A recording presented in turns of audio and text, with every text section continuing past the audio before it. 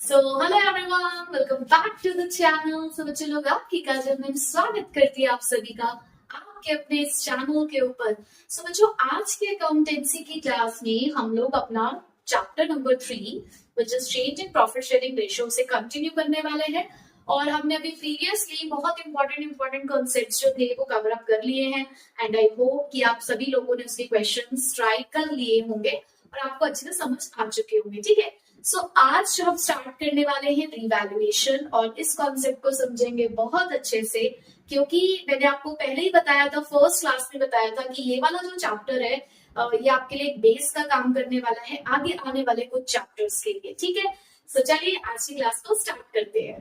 बच्चे, टॉपिक का नाम है revaluation of assets and reassessment of liabilities. अब ये होता क्या है बच्चे, जब भी आपकी फर्म रिकॉन्स्टिट्यूट होती है, रिकॉन्स्टिट्यूट मतलब कि जब भी पार्टनर्स के बीच का रिलेशनशिप चेंज होता है, या मैं कहूँ कि जब पुराना एग्रीमेंट खत्म होता है और नया एग्रीमेंट स्टार्ट होता है, विच मीन्स कि आपकी पार्टनरशिप फर्म में कुछ चेंजेस हुए हैं। अब वो चेंजेस के रीजन क्या हो सकते हैं? आपने अपनी रेशो चेंज करी हो, आपकी फर्म में कोई पार्टनर एडमिट हुआ हो, किसी पार्टनर की रिटायरमेंट हुई हो, डेथ हुई हो, या आपकी फर्म अमलगमेट हुई हो।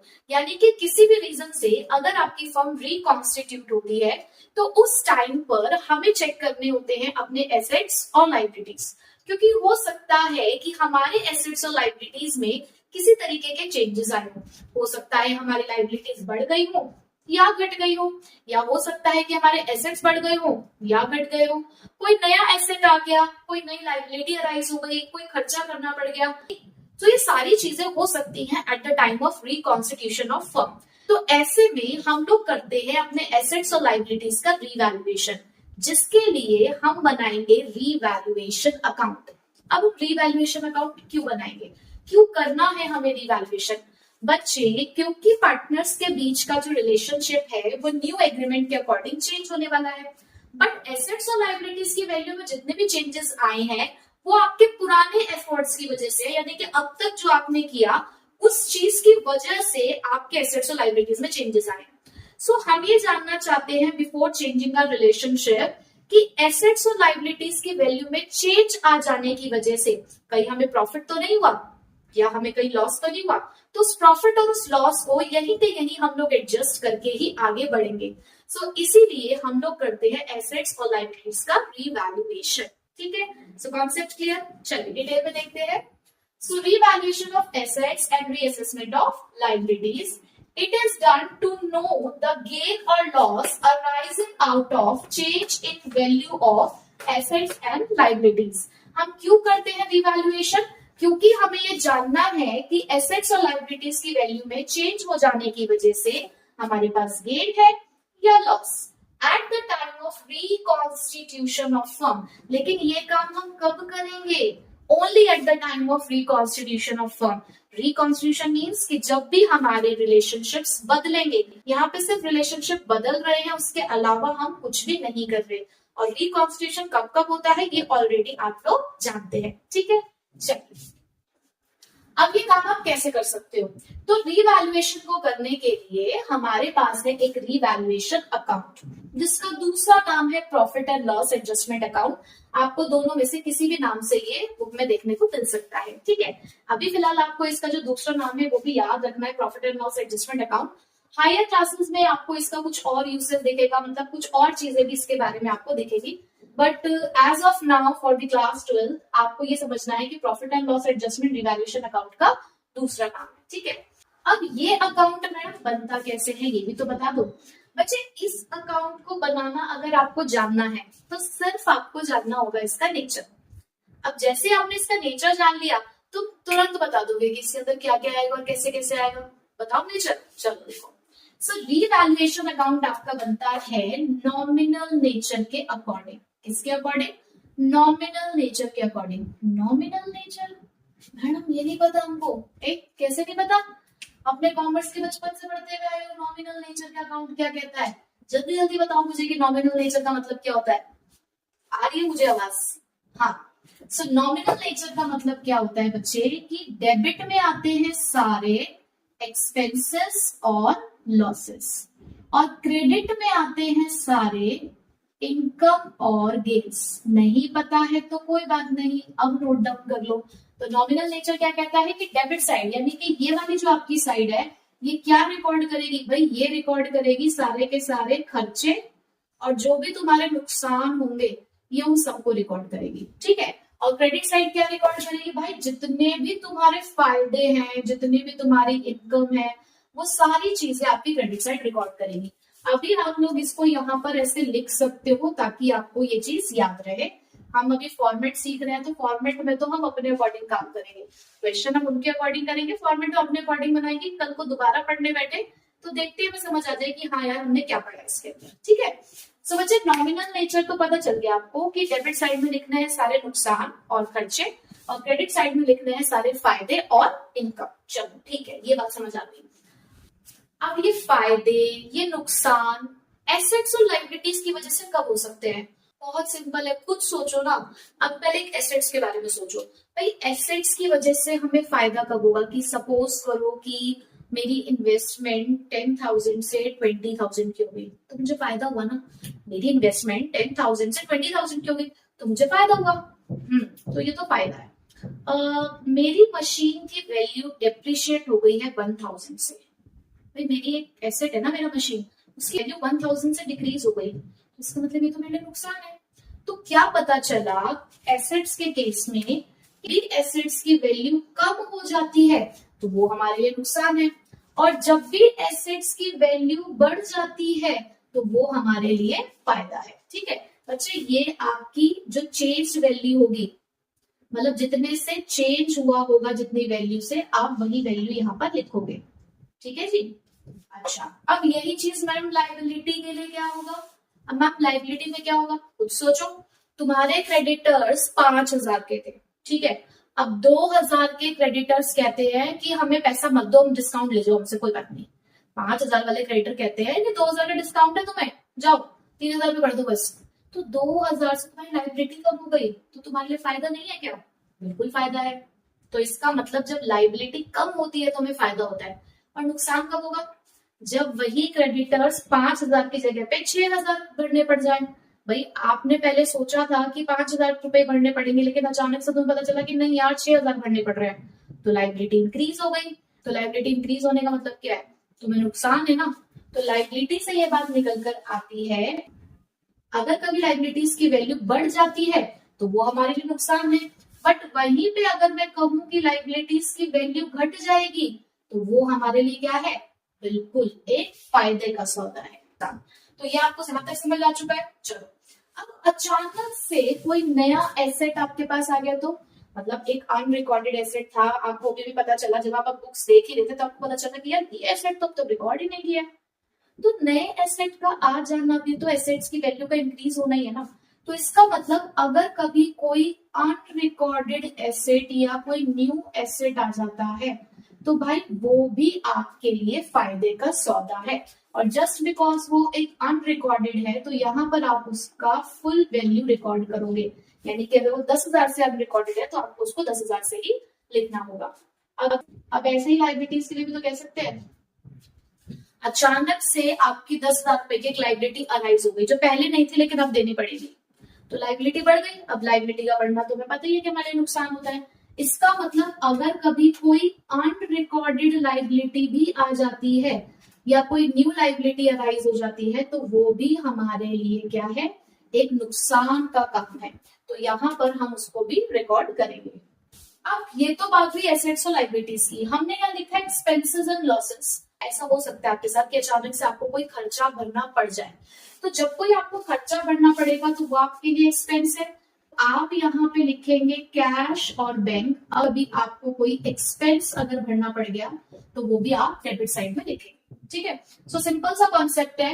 अगर फायदा हो रहा है, फायदा कब हो सकता है? जब एसेट्स बढ़ गए, लायबिलिटीज घट गई, कोई नया एसेट आ गया। नुकसान कब हो सकते हैं? एसेट्स की वैल्यू कम हो गई, लायबिलिटीज की वैल्यू बढ़ गई, अनरिकॉर्डेड लायबिलिटी आ गई, या कोई खर्चा हमें करना पड़ गया। अब इसका रिजल्ट क्या निकलेगा? हमने किस लिए बनाया था इसे? To find out the gain और लॉस, ठीक है। अब आपको फायदा कब होगा? भाई फायदा तब होगा ना जब गेन्स ज्यादा होंगे और एक लॉसेस कम होंगे। भाई व्हेन योर क्रेडिट साइड, कब होगा फायदा? When your credit side is greater than your debit side, then it will be the gain. Yes. और जब आपकी डेबिट साइड बड़ी होगी, and when your debit side is greater than your credit side, तो then it will be the loss. क्योंकि अगर आपकी gain side बड़ी है, दैट मीन्स आपको फायदा हुआ है, तो इसीलिए आप उसे लिखोगे गेन ऑन रिवैल्यूएशन। बट जब आपकी डेबिट साइड बड़ी होगी, इसका मतलब आपको नुकसान ज्यादा हुआ है, तो that will be the loss on revaluation. ठीक है, तो आप इसको जब बैलेंस करेंगे, तो अगर इस साइड बैलेंस निकल कर आता है, तो that will be gain on revaluation. कहाँ डिस्ट्रीब्यूट होगा, कैसे डिस्ट्रीब्यूट होगा, that we will discuss later. और अगर यहाँ डिफरेंस निकल कर आता है, तो वो होगा आपका लॉस ऑन रिवैल्यूएशन। ये कब होगा, when debit is greater then credit, और ये कब होगा, when credit is greater then debit. कोई पता है, दोनों में से कोई एक ही सिचुएशन अराइज हो सकती है, या तो गेन होगा या लॉस होगा, या फिर कुछ भी नहीं होगा, है ना। सो ये था हमारा रिवैल्यूएशन अकाउंट का कॉन्सेप्ट। मैंने आपको अकाउंट समझा दिया है। अब इसी की हेल्प से हम लोग जर्नल एंट्री सीखेंगे, उसके बाद एक और कॉन्सेप्ट, देन हम करेंगे इसके क्वेश्चन। चलिए अब बच्चों समझते हैं जरा इसकी जर्नल एंट्रीज का कॉन्सेप्ट। अब आपने अपना एक अंडरस्टैंडिंग लेवल बिल्डअप कर लिया फॉर द रीवैल्यूएशन अकाउंट कि मैम जब भी हमें नुकसान होगा एसेट्स और लाइबिलिटीज की वजह से, या कोई एक्सपेंस अराइज होगा, तो हम रीवैल्यूएशन के डेबिट साइड में उसको रिकॉर्ड करेंगे। विच मीन्स कि एक्सपेंसेस लॉसेस के लिए हमें रीवैल्यूएशन को करना होगा डेबिट। बट वहीं पर अगर कभी हमें एसेट्स और लाइबिलिटीज की वजह से कोई भी फायदा होता है, यानी कि कभी भी एसेट्स की वैल्यू बढ़ गई या लाइबिलिटीज की वैल्यू घट गई, तो हम उसको रीवैल्यूएशन के क्रेडिट साइड में रिकॉर्ड करते हैं। यानी कि इनकम और गेन्स के लिए हम रीवैल्यूएशन को करेंगे क्रेडिट। ठीक है, सो एंट्री में भी आपको यही चीज फॉलो करनी है कि अगर आपको कोई भी एक्सपेंस होता है या कोई भी आपका लॉस होता है, तो आप रिवैल्यूएशन को डेबिट कर रहे हैं, और अगर कभी भी आपको गेन्स हो रहे हैं या इनकम हो रहे हैं, तो आप रिवैल्यूएशन को क्रेडिट कर रहे हैं। रीजन, बिकॉज रिवैल्यूएशन अकाउंट एक नॉमिनल नेचर का अकाउंट है। ठीक है, सो एंट्री आपकी क्या बनती है, रीवैल्यूएशन अकाउंट डेबिट। कब कब कर रहे हैं आप इसको डेबिट, जब आपको दिखे कि आपके एसेट की वैल्यू डिक्रीज हुई है, लाइबिलिटीज की वैल्यू इंक्रीज हुई है, या कोई अनरिकॉर्डेड लाइबिलिटी आ गई, या आपको कोई खर्चा भरना पड़ गया, तो ये सारी चीजें आपके लिए लॉसेस को रिप्रेजेंट करती है। इसीलिए आपने रीवैल्यूएशन को तो करा है डेबिट। और वहीं पे एसेट्स को आपने क्रेडिट क्यों किया, क्योंकि एसेट्स कम होने पे क्रेडिट होते हैं। अगर आपकी लाइबिलिटी अराइज होती है, भाई फिर से वही की लाइबिलिटी अराइज होने का मतलब ये है कि आपकी लाइबिलिटी इंक्रीज हो रही है, तो ऑब्वियसली बात है कि वो भी क्रेडिट होगी। अगर आप कोई खर्चा करते हैं, तो आपका कैश और बैंक यानी कि वो भी आपके लिए एक एसेट है, वो डिक्रीज होता है, और एसेट डिक्रीज होने पे क्रेडिट होता है। तो ये आपका रीजन था कि क्यों किस चीज को आपने डेबिट और क्रेडिट किया है।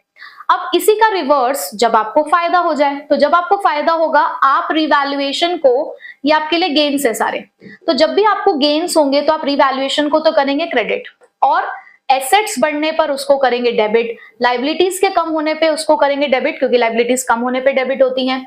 कोई अनरिकॉर्डेड एसेट अगर आ जाता है, तो उसे भी आप करेंगे डेबिट। क्यों, क्योंकि एसेट अनरिकॉर्डेड था, अब रिकॉर्ड कर रहे हो, तो उसका सीधा सा मतलब यही है कि आपके एसेट्स बढ़ गए हैं। ठीक है, सो ये तो हो गई आपकी entry for recording the change in value of assets and liabilities. अब इसका रिजल्ट जो निकलता है वो या तो गेन या लॉस या कुछ भी नहीं, है ना। बट अगर गेन होता है, तो भाई आपका अगर गेन होगा, तो आपके रिवैल्यूएशन के क्रेडिट साइड में डिफरेंस आ रहा होगा। तो ये फायदा, ये नुकसान किसका है, ये पैसा किसको मिलना चाहिए, पार्टनर्स को मिलना चाहिए। तो और क्योंकि ये उनके पुराने एफर्ट्स की वजह से, तो मैं फिर से वही बात कहूंगी, पुरानी चीज, पुराने पार्टनर, पुरानी रेशो। ठीक है, so revaluation account debit to old partners capital account. क्यों हमने इसको यहां पर क्रेडिट किया है, क्योंकि यहां पर आपके कैपिटल अकाउंट्स इंक्रीज होने वाले हैं ड्यू टू दिस गेन। अब कैपिटल अकाउंट आप कब यूज करेंगे, जब फ्लक्चुएटिंग मेथड होगा, और अगर फिक्स्ड कैपिटल मेथड है, तो उसके आगे ही आप क्या लिख सकते हैं, करंट अकाउंट। ठीक है, वहीं पे अगर लॉस हो जाता है, तो एंट्री रिवर्स हो जाएगी, old partners capital account debit, क्योंकि उनके कैपिटल्स कम होने जा रहे हैं, और कैपिटल कम होने पे क्या होती है, डेबिट टू रीवैल्यूएशन अकाउंट। और यहां पर भी आप कैपिटल के साथ क्या लिख लीजिए, करंट अकाउंट, क्योंकि करंट अकाउंट कब यूज किया जाएगा, जब फिक्स्ड कैपिटल मेथड होगा। ठीक है, सो ये था हमारा जर्नल एंट्री का कॉन्सेप्ट। बच्चे जर्नल एंट्री बहुत आसान है, अगर आपको सिंपल सा, आपको थोड़ा सा रूल पता है, अकाउंटेंसी के अगर रूल पता है, तो आप किसी भी तरीके की जर्नल एंट्री कर सकते हो।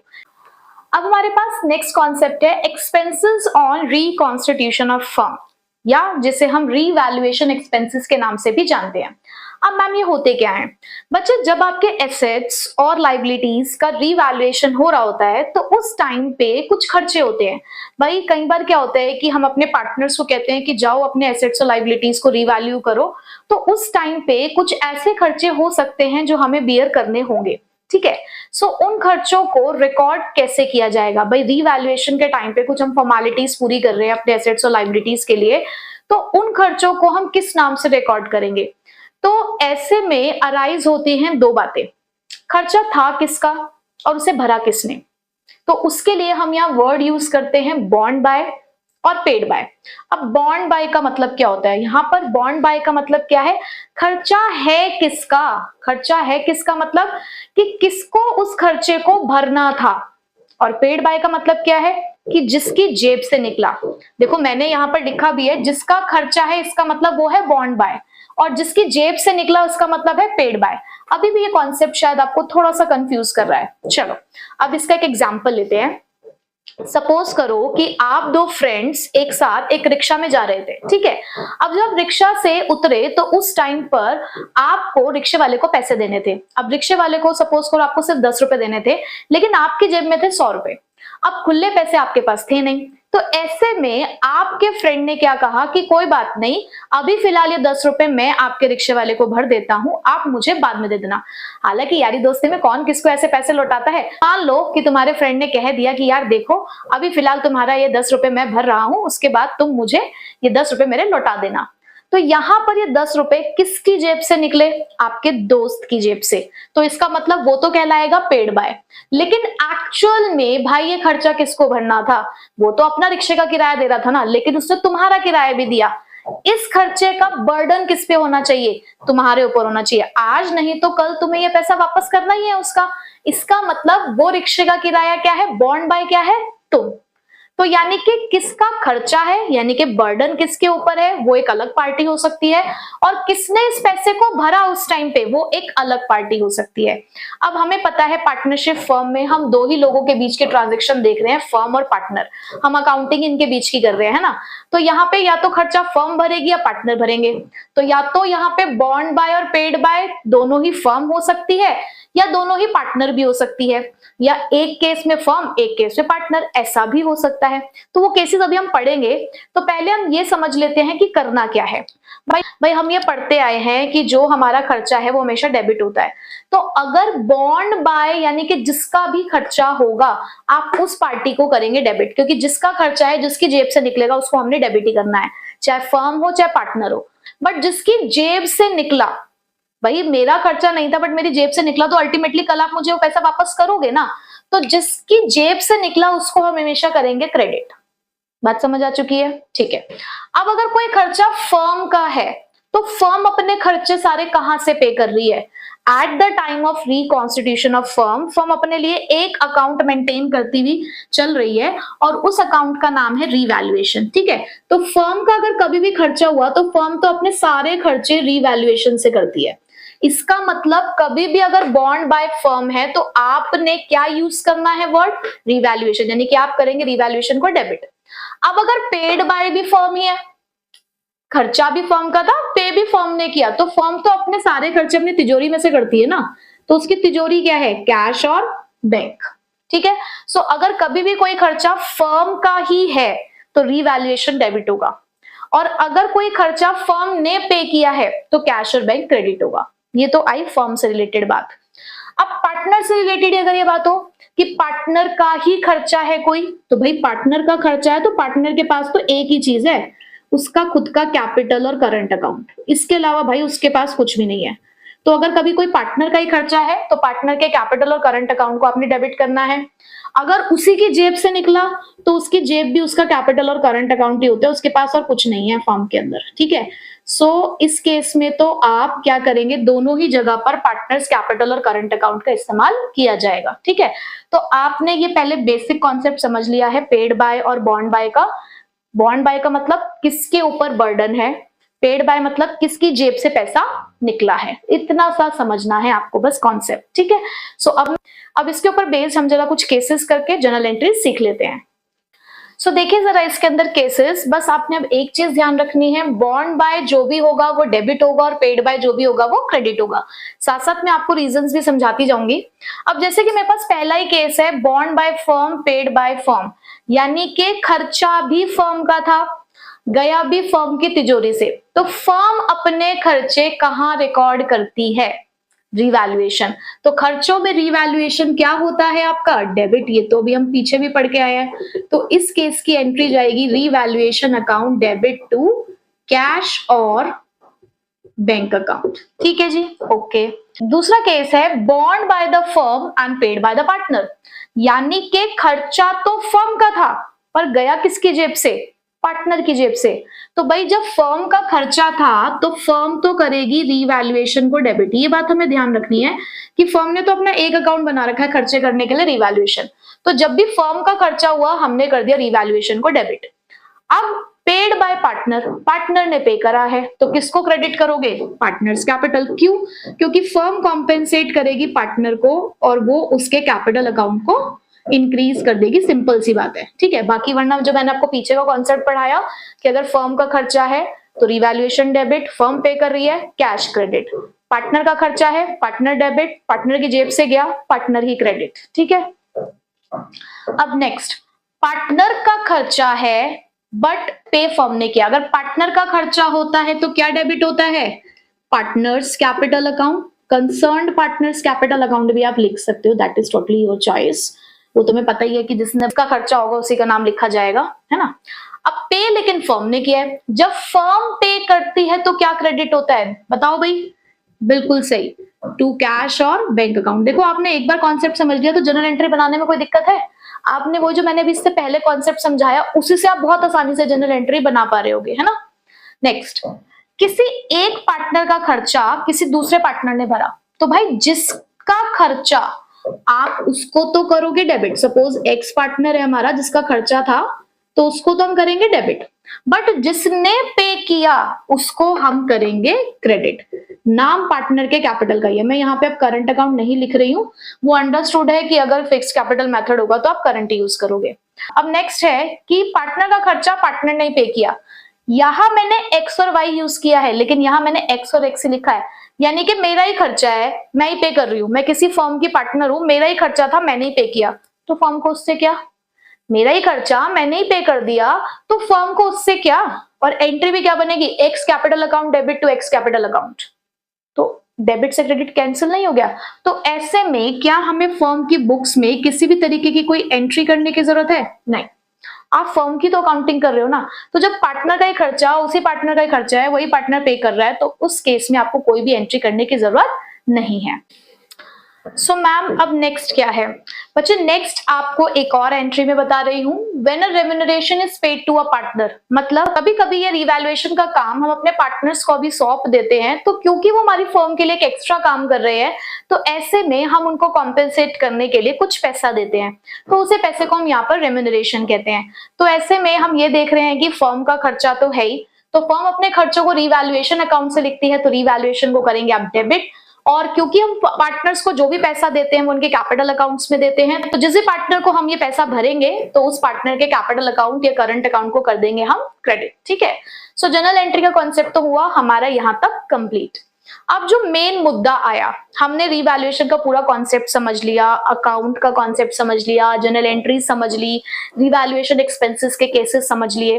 अब आपको एक बात और समझनी है जो हम इस चैप्टर में प्रीवियस कॉन्सेप्ट्स में पढ़ते आए हैं, कि क्या हम अपनी नई बैलेंस शीट के अंदर नई चीजें दिखाना चाहते हैं। ये बात हमने एक्यूमुलेटेड प्रॉफिट लॉसेस और रिजर्व्स के लिए भी देखी थी कि क्या आप नई वैल्यूज को बैलेंस शीट में दिखाना चाहते हो या आप चाहते हो कि बैलेंस शीट पुरानी जैसी रहे, हम पार्टनर्स ही आपस में एडजस्ट कर लेते हैं, क्योंकि रेशियो भी तो हमने आपस में चेंज करी है ना, तो इफेक्ट भी हम आपस में ही एडजस्ट कर लेते हैं। तो ऐसे में यहाँ पर भी वही मुद्दा अराइज होता है कि क्या आप रिवाइज्ड वैल्यू को रिकॉर्ड करना चाहते हो नई बैलेंस शीट में। तो अगर आप उसको रिकॉर्ड करना चाहते हो नई बैलेंस शीट में, से फॉर एन एग्जांपल कि आपकी इन्वेस्टमेंट की वैल्यू 1 लाख से 1,20,000 की हो गई, चाहते हो कि न्यू बैलेंस शीट के अंदर आपको रिवाइज वैल्यू शो करनी है, तो आप नई बैलेंस शीट में अपनी जो इन्वेस्टमेंट है उसे 1,20,000 का शो करोगे। ठीक है। बट ये जो 20,000 का डिफरेंस आया, आपको इसको रिकॉर्ड करना पड़ेगा। और अभी मैंने आपको बताया कि जब भी आपके एसेट्स और लायबिलिटीज की वैल्यू चेंज होती है तो आप रीवैल्यूएशन अकाउंट से ये काम करते हो। तो आपने एंट्री पास कर दी होगी इन्वेस्टमेंट टू रीवैल्यूएशन, ठीक है, आपने इन्वेस्टमेंट को इंक्रीज करके दिखा दिया 20,000 से, ठीक है। इसका मतलब अब नई बैलेंस शीट में आप 1,20,000 की इन्वेस्टमेंट दिखा सकते हो। बट अगर आप चाहते हो कि पहले भी 1,00,000 की इन्वेस्टमेंट दिख रही थी बैलेंस शीट में, अब भी 1,00,000 की ही दिखे, तो क्या करें भाई? अगर अब ऐसे केस में आपने एंट्री पास कर दी इन्वेस्टमेंट टू रीवैल्यूएशन, आपने रीवैल्यूएशन अकाउंट ओपन कर दिया, तो आप 1,00,000 रुपए की इन्वेस्टमेंट नहीं दिखा पाओगे, क्योंकि आपने इन्वेस्टमेंट को 20,000 से इंक्रीज करके दिखा दिया है। बट आप तो चाहते ही नहीं हो कि इन्वेस्टमेंट की वैल्यू चेंज हो, आप चाहते हो पहले भी 1,00,000 की दिख रही थी, अब भी 1,00,000 की दिखे, तो क्या करें? तो उसी से रिलेटेड हमारे पास ये केसेस हैं कि अगर आपको नई बैलेंस शीट में रिकॉर्ड करनी है रिवाइज्ड वैल्यू, तो आप ओपन करते हैं रीवैल्यूएशन अकाउंट, यानी कि हम रीवैल्यूएशन की मदद से ये काम करते हैं कि हम अपने एसेट्स और लायबिलिटीज की जो चेंज्ड वैल्यू है, चाहे वो इंक्रीज हुई हो चाहे वो डिक्रीज हुई हो, उसको हम रिकॉर्ड कर लेते हैं। किसकी हेल्प से? इस रीवैल्यूएशन अकाउंट की हेल्प से, ठीक है। तो ताकि हमारी नई बैलेंस शीट में नई वैल्यूज दिख सके। बट अगर हम नहीं रिकॉर्ड करना चाहते, हम नहीं चाहते कि भाई हमारे एसेट्स और लायबिलिटीज की वैल्यू चेंज हो, हमें इन सब चक्करों में नहीं पड़ना है, तो ऐसे में फिर आप रीवैल्यूएशन अकाउंट को ओपन मत करो, क्योंकि अगर आप एंट्री पास कर दोगे तो फिर तो आपको न्यू वैल्यू दिखानी पड़ेगी। तो अगर आपको नई बैलेंस शीट में रिवाइज्ड वैल्यू रिकॉर्ड करनी है तो आप रिवैल्यूएशन अकाउंट ओपन करेंगे to record the changes. But अगर आपको रिकॉर्ड नहीं करनी, so there is no need to open the revaluation account. Instead of that you can make a statement of revaluation, यानी कि हम वर्किंग नोट में एक सिंपल सी छोटी सी स्टेटमेंट बना लेंगे, because we have to find out the gain और loss on revaluation. हम ये जानना तो चाहते हैं ना कि गेन और लॉस क्या हुआ है, रिवैल्यूएशन का इफेक्ट तो हमें चाहिए। तो उसके लिए हम जस्ट एक छोटी सी स्टेटमेंट बनाएंगे ताकि हमें ये पता चल सके कि गेन और लॉस क्या हुआ है रिवैल्यूएशन पे, और उसके बाद फिर हम ओल्ड वैल्यू को ही अपनी न्यू बैलेंस शीट में शो कर सकते हैं, ठीक है।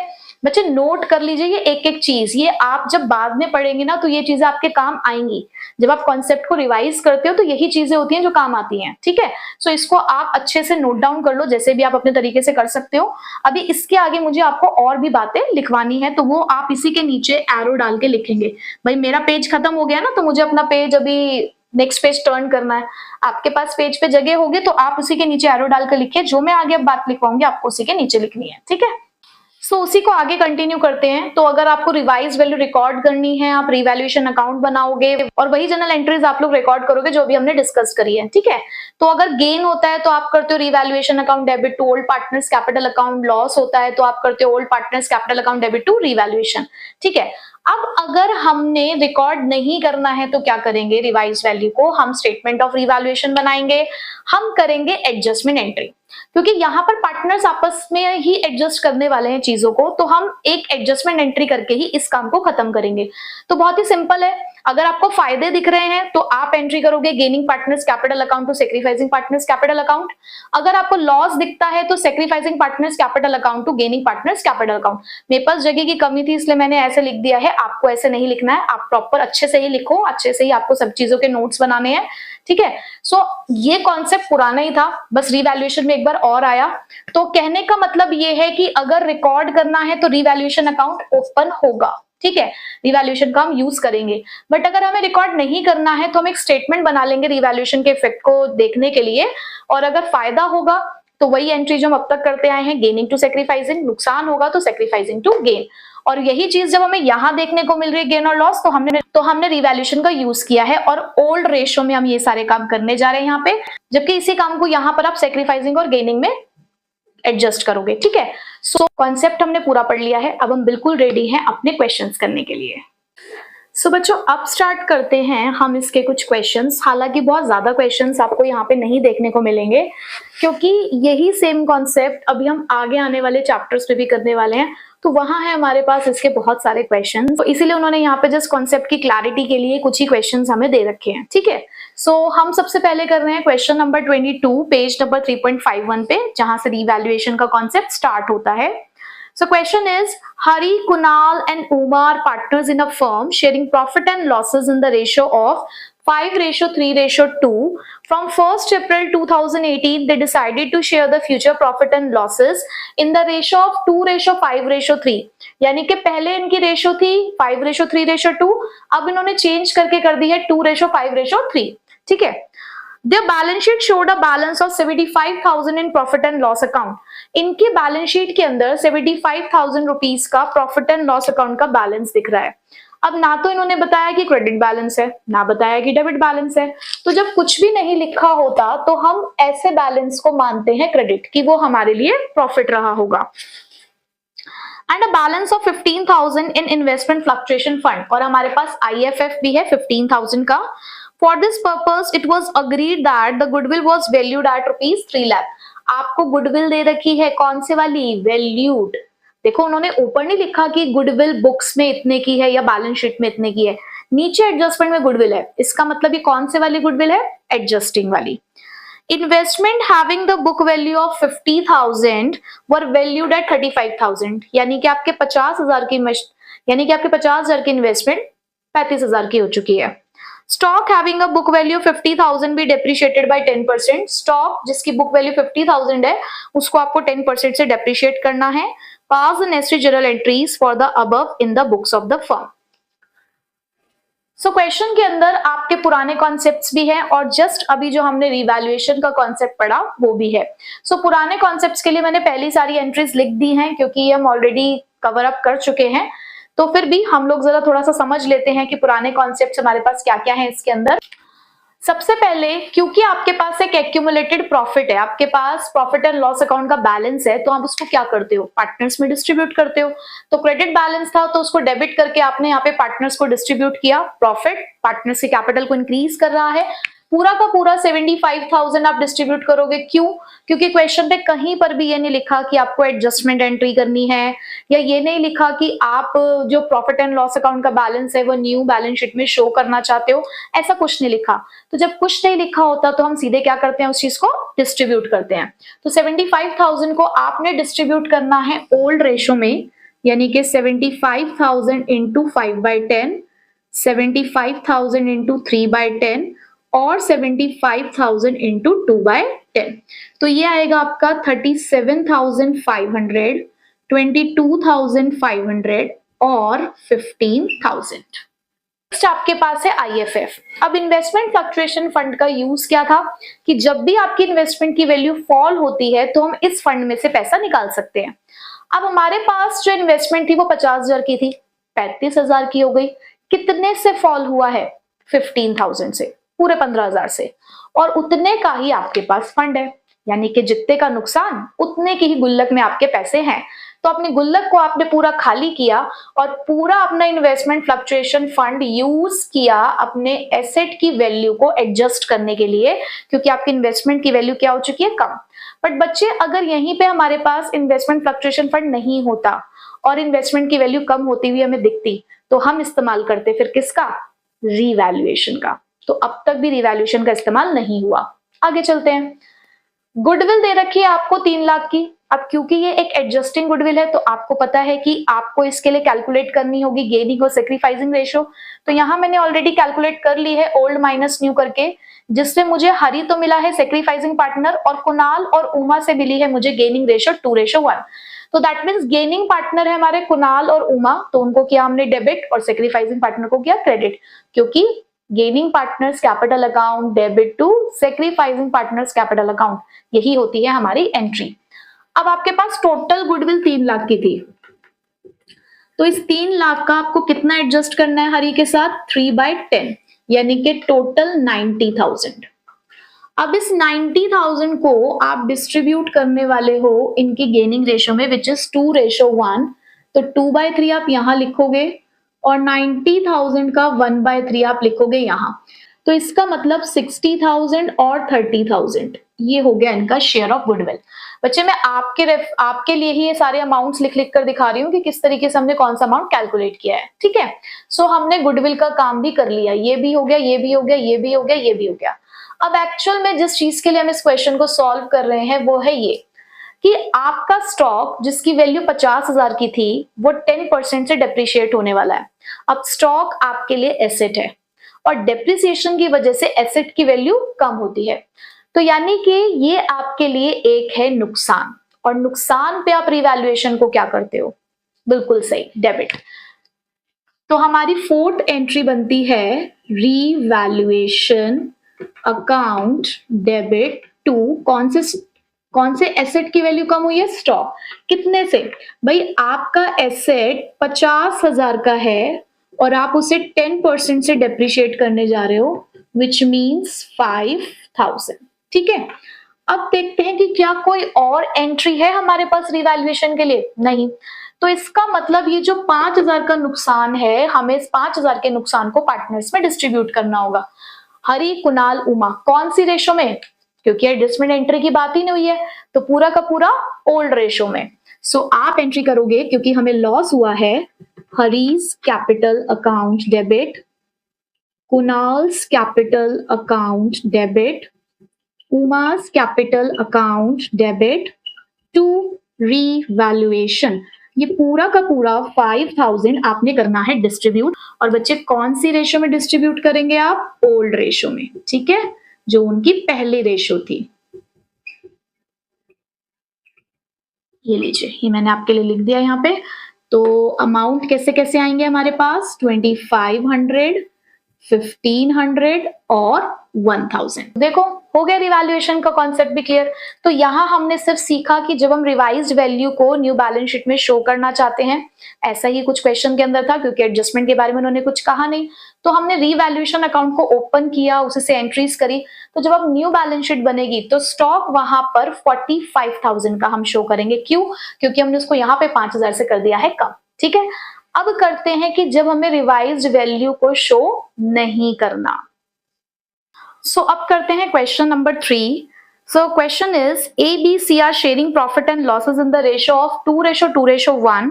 They decided to share with effect from 1st April 2024 in the ratio of 5:3:2. They also decided not to change the value of assets and liabilities in the books of accounts. Please underline this कि वो नहीं चाहते कि वो अपनी new balance sheet के अंदर assets और लाइबिलिटीज की वैल्यू को चेंज करें। The book values and the revised values as on that date of change were as follows. तो आपको यहाँ पे बुक वैल्यू भी दे रखी है, रिवाइज वैल्यू भी दे रखी है। पास एन एडजस्टमेंट एंट्री। एसेट्स और लाइबिलिटीज में चेंजेस हुए हैं, वो नहीं रिकॉर्ड करना चाहते रिवाइज वैल्यू को, वो कहते हैं एक ही एंट्री से काम करके दिखा दो। ठीक है, तो उसके लिए हमें सिर्फ एक ही एंट्री पास करनी है, तो मैंने उसके लिए स्पेस यहाँ छोड़ दिया है। और क्योंकि एडजस्टमेंट एंट्री करनी है तो सेक्रीफाइस और गेन हमें चाहिए ही होगा, whether there will be profit or loss, तो उसके लिए हमें गेन और सेक्रीफाइस तो चाहिए। तो मैंने ऑलरेडी यहाँ पे कैलकुलेट कर दिया है आपके लिए। ओल्ड रेशो, न्यू रेशो है आपके पास, तो ए हमारा गेनिंग पार्टनर निकल कर आया है और बी सेक्रीफाइसिंग पार्टनर। ठीक है, सो अब यहाँ पे हमें रिवैल्यूएशन अकाउंट ओपन नहीं करना, पर हमें ये तो जानना है ना कि एसेट्स और लाइबिलिटीज के रिवैल्यूएशन की वजह से प्रॉफिट हुआ या लॉस, गेन हुआ या लॉस हुआ। तो उसके लिए हम एक स्टेटमेंट बनाएंगे सिंपल सी। देखिए, सबसे पहले मशीनरी आपके लिए एक एसेट है। पहले 2.5 लाख की थी, अब 3 लाख की हो गई, यानी कि मशीन, यानी कि आपके एक एसेट की वैल्यू इंक्रीज हो गई, तो ये आपके लिए फायदा है, यानी कि पॉजिटिव अमाउंट है। तो आप लिखेंगे increase in value of machinery. कितने से? 50,000 से इंक्रीज हुई है, पॉजिटिव वैल्यू है, तो मैंने इसको पॉजिटिवली लिख दिया है। पॉजिटिव वैल्यू है हमारे लिए ये। कंप्यूटर्स एसेट है, अगेन 2 लाख से 1,75,000 के हो गए, यानी कि 25,000 से हमारे कंप्यूटर यानी कि एक एसेट की वैल्यू डिक्रीज हो गई है। तो एसेट की वैल्यू का कम होना हमारे लिए नुकसान को शो करता है, तो मैंने इसको नेगेटिव अमाउंट की तरह लिखा, यानी कि ब्रैकेट्स में इसको शो किया। सन्ड्री क्रेडिटर्स 90,000 से 75,000 के हो गए हैं। अब भाई सन्ड्री क्रेडिटर्स हमारी लाइबिलिटी है, जो लाइबिलिटी 90,000 की थी वो 75,000 की हो चुकी है, यानी कि 15,000 से हमें हो गया है फायदा। तो फायदे के लिए पॉजिटिव अमाउंट लिखेंगे। So decrease in value of sundry creditors, कितने का फायदा हुआ है आपको? 15,000 का।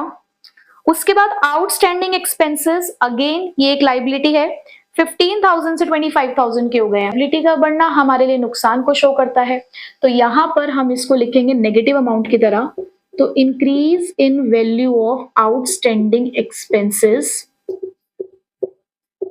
तो ये है आपके लिए 10,000। बस अब आपने क्या करना है, पॉजिटिव अमाउंट है आपके पास 65,000, नेगेटिव अमाउंट है आपके पास 35,000।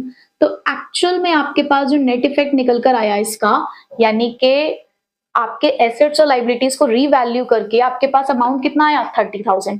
अब जब ये अमाउंट पॉजिटिव आया है तो ये है आपके लिए गेन ऑन रिवैल्यूएशन। बस यही तो जानना था हमें कि कितने का फायदा और कितने का नुकसान हो रहा है हमें। तो क्योंकि आपको गेन ऑन रिवैल्यूएशन हुआ तो अब आपकी एडजस्टमेंट एंट्री क्या बनी, गेनिंग टू सेक्रीफाइसिंग। तो दैट मीन्स आप अपने गेनिंग पार्टनर यानी कि ए को तो करेंगे डेबिट, तो आप लिखेंगे एज कैपिटल अकाउंट डेबिट, और सेक्रीफाइसिंग पार्टनर को करेंगे क्रेडिट यानी कि टू बीज कैपिटल अकाउंट। कितने से, टोटल 30,000 का आपका गेन ऑन रिवैल्यूएशन है, बट आपको जस्ट एडजस्ट करना है। सो 1/10 जितने से सेक्रीफाइस और जितने से गेन कर रहे हो, तो आपकी ये एंट्री बनी 3,000 से। बस हो गया काम। क्या ये काम आपने पहले नहीं सीखा है? अभी मैंने आपको जब एक्यूमुलेटेड प्रॉफिट लॉसेस रिजर्व्स कराए थे तो वहां पे भी इस तरीके का क्वेश्चन मैंने आपको कराया था। सो बस इतना सा ही कॉन्सेप्ट था रिवैल्यूएशन का जो हमें आज समझना था। छोटा सा कॉन्सेप्ट था लेकिन इंपॉर्टेंट है क्योंकि आगे भी यूज होने वाला है। सो आज की क्लास को करते हैं यही खत्म, और आपको यहाँ तक पूरी प्रैक्टिस कर लेनी है, इलिस्ट्रेशंस भी ट्राई करिएगा, और मिलेंगे आपसे नेक्स्ट क्लास में इस चैप्टर के आखिरी टॉपिक के साथ जो कि है creation of revaluation account, partners capital account and balance sheet. ठीक है, सो मिलते हैं आपसे नेक्स्ट क्लास में। Till then take care, bye bye.